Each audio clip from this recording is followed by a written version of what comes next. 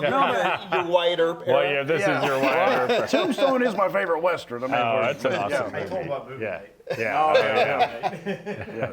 More ready than you are, Lee. All right, guys. The first thing, if you don't mind, say and spell your first and last name so we get it fonted right. So All right, it's Jeff Annison, and Annison is Annison, and it's Jeff with a J. Give me a title too, Jeff. President and co-founder of Legion M. All right. Was that? Turbo. Oh. It's funny, when we did the morning show this morning, back when we created our website and we had like our bio section, we had like a thing where you put like a nickname. It was just like a fun little thing to add flavor, because back when we launched the website, we literally had nothing to talk about. It was brand new, right? Yeah. Anyway, so he was Spidey Sense and I was Turbo. None of us, we haven't looked at that in 8 years, but they brought it up. They put it on the lower thirds. Nothing ever dies, Art. Well, go ahead, your turn. And I'm Paul Scanlon. It's PaulScanlan, and I'm co-founder and CEO of Legion M. All right. And you boys have to stand close together. Okay. To help, Yep. these Let's guys. do it. And are we looking at you or are we looking at Just look at me. Just look at Okay. me. All right. Yep. Say when. You ready? Yeah. New one? Kelly, you good? All right, guys, an exciting event that's happening tonight at the Kentucky Theater. It is a biopic of William Shatner, who is also a Kentucky resident many times around the year. He loves his horses, and this legendary actor has a movie that we said is coming out. The premiere is tonight. We'll say tonight. At the Kentucky Theater. I got Jeff and Paul with me, and they're with Legion M. Now, this is a production house that is crowdfunded. The board of directors essentially are movie fans. Yeah, we've got 50,000 investors in the company, and we work for them. How did the whole thing launch? How did Legion M come about?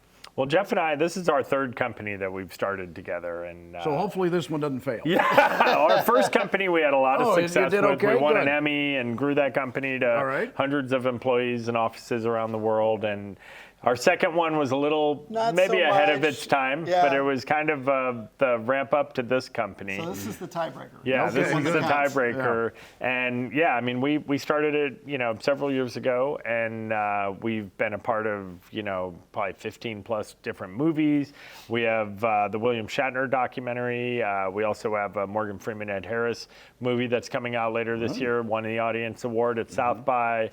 We have a true crime thriller coming out. And the whole idea is really, we have a vibrant, engaged community that co-owns the company, and we listen to them. They guide us on what types of projects they want. The William Shatner documentary is funded by them. So it not only is the company equity crowdfunded, when we start a project, we'll go out and we'll give our community the opportunity to own a piece of that project directly. And so the Shatner doc we funded in 4 days with 2 emails. And we had more than enough money to make that movie. And now as we're monetizing it, our community participates in the income that we're generating from the premiere and from the theatrical release and ultimately selling it to Netflix or something like that. And so, the whole idea is we want to open the gates to Hollywood. We want to break down this barrier between those who make the content and those who watch the content, give fans a voice. And also, what's interesting is the company is, with this vibrant, engaged community, we have our own built-in audience. So we're not stuck retreading existing franchises. We can introduce new projects and take, creative chances on something that the world hasn't heard before. I love it, guys. I mean, you're flipping the model upside down because the middle managers in Hollywood are the gatekeepers.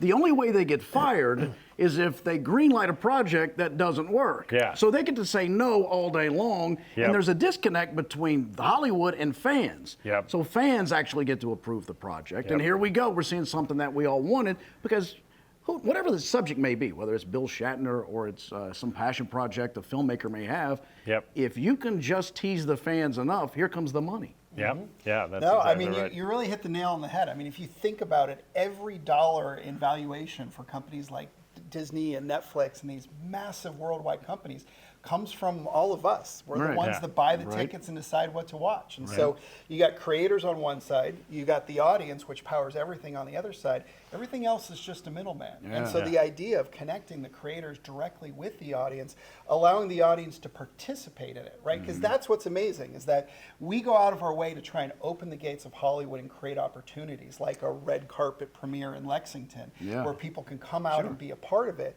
But it's really like good business, because the more excited business. our community is around this project, the more likely they're willing to go out and see it and bring their friends to see it and talk about it, which makes the movie more successful, which benefits them because Well, they're they're shareholders. literally invested in it. Exactly. Yeah, So Not it's just emotionally, but they are also financially Financially. invested. That's exactly to a right. degree, That financial and emotional investment is like what we call total ROI. You know, that there is a financial ROI, but the more emotional ROI you're getting, more likely the financial ROI comes along with it. There's got to be, and I assume you guys are seeing this develop in front of your eyes, because we all know about the Hollywood elevator pitch or whatever. But Yeah. now you're doing it with, I assume, a sizzle or a trailer.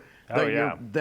Do they come to you guys and then you put them on the platform and say, "Can we get this made?" How's that process work? Yeah, it's a great question. I mean, so the way the process works is, we don't do anything that our community hasn't guided us on.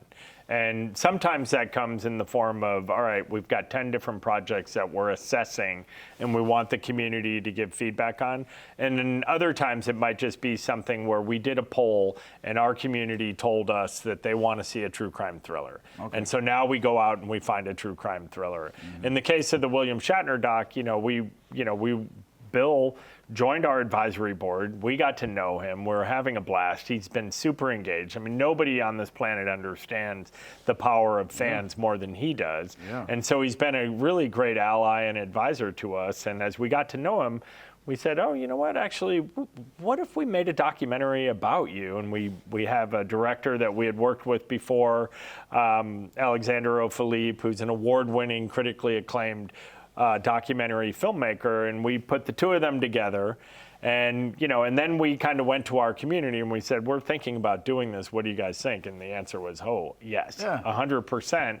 And then they vote with their dollars also, because we said, well, we're going to give you first dibs on, do you want to invest in this project? We had other financiers that were willing to pay for the movie, but before we took that money, we went to our community and said, well, before we take outside capital, we'd rather give it, if you guys want this, let's do it. Any amount of money. This other financier was, in place saying, whatever you don't raise from your community, we'll put in. There, right. And we ended up getting, all of it. Yeah. It's interesting because I never thought of it that way, but Bill Shatner being on an advisory capacity for you guys, because this was a guy who was very famous as Captain Kirk, and then was essentially homeless for a while. Mm-hmm. Watched the moon landing from a van or a truck he was living in. Yeah. Mm-hmm. But because of the fans and that whole Star Trek convention thing, it kind of rescued him. It rescued the franchise, restarted his career to a certain degree. And that's sort of the model you guys are emulating. Yeah, Fans power the industry. And Bill went on to do, he's done so many things. He was T.J. Hooker, he was Denny Crane. Yeah. I love Denny Crane. Is one of my favorite characters of all time. Really good. I love Boston Legal. Yeah. But the other thing about Bill, and this is what really kind of inspired us. I mean, we're obviously William Shatner fans, and we, think his body of work speaks for itself. But he's also a really interesting person, with personal passions like his horses, but just with really interesting perspectives on life. And, as we got to know him, we got to really experience that version of Bill. And that was the version of Bill that collectively we all want the world to know, and I think the movie does a good job of really, and it's been critically acclaimed. It's had good reviews. The audience reviews are 97%. Rotten Tomato scores like 87% or something. So can't wait to see it. Well, gentlemen, good luck with the premiere tonight. Thank you so much. Yeah, thank you. Nice meeting you. Thank you, guys. Good meeting these guys. Again, check them out. Legion M. Go find a project you like. Help them. Invest. Crowdfund. Yep. See you guys. All right. Good job, boys. Thank you, Lee.